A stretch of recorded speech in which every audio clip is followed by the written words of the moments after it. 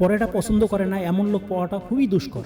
আর সেই পরোটাটা যদি হয় একটু ভিন্নভাবে তৈরি, মানে সুজি দিয়ে সেমাই পরোটা, তাহলে কেমন হবে বলুন তো। আসসালামু আলাইকুম everyone, welcome to back Tajmira cooking. আজকে আপনাদের সাথে শেয়ার করব কীভাবে আপনারা সুজি দিয়ে সেমাই পরোটা তৈরি করবেন, তার পূর্ণাঙ্গ রেসিপি।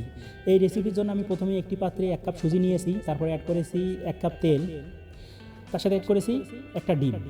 এবার এই তিনটা উপকরণ আমি ভালোভাবে ম্যারিনেট করে নিব। ততক্ষণ পর্যন্ত ম্যারিনেট করব যতক্ষণ পর্যন্ত সুজিটা হালকা একটু নরম নরম না হয়, ততক্ষণ পর্যন্ত ম্যারিনেট করে নিব। আমার সুজিটা একটু নরম নরম হয়ে গেছে। এখন আমি সাথে অ্যাড করতেছি 1 টেবিল চামচ চিনি, তার সাথে অ্যাড করব স্বাদ মতন লবণ এবং হাফ চা চামচ খাবার সোডা।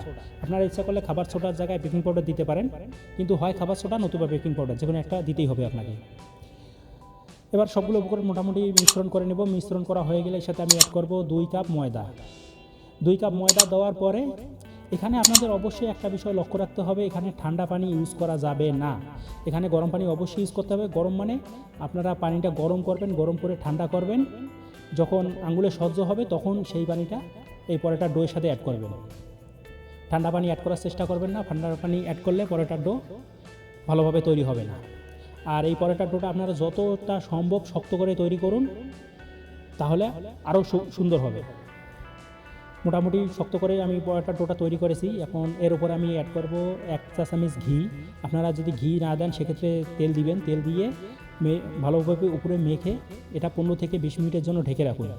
15 থেকে 20 মিনিট পরে দেখুন আমার ডোয়ের অবস্থা, স্পঞ্জ কেক এত নরম হয় কি না আমার সন্দেহ আছে, এতটাই নরম হয়েছে। তারপর এটা আমি টেবিলের উপর নিয়ে হালকা একটু মতে নিব। এখানে বেশি সময় মথবেন না, বেশি সময় মথে নিলে ডোটা আবার শক্ত হয়ে যাবে। সেজন্য হালকা একটু মথে নিয়ে আমি গোল্লা করে আবার 4 থেকে 5 মিনিটের জন্য গোল্লাগুলো রেখে দিব।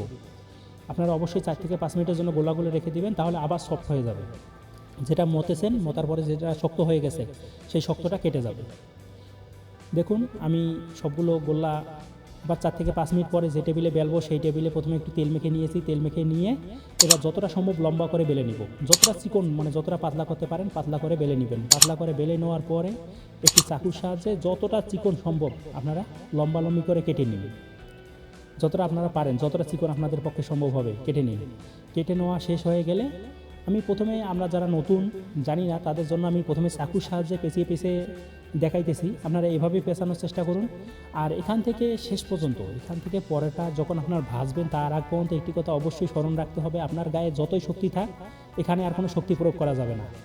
আপনার মনে করবেন যে আপনার হাতে কোনো শক্তি নেই, আলতো হাতেই সব কিছু করতে হবে। এখানে আলতো হাতে প্রথমে আমি গোল্লাটা পেঁচিয়ে নিব।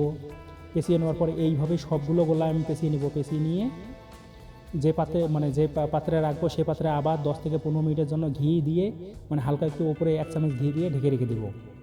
তাহলে পরোটাটা আরও সুন্দর হবে।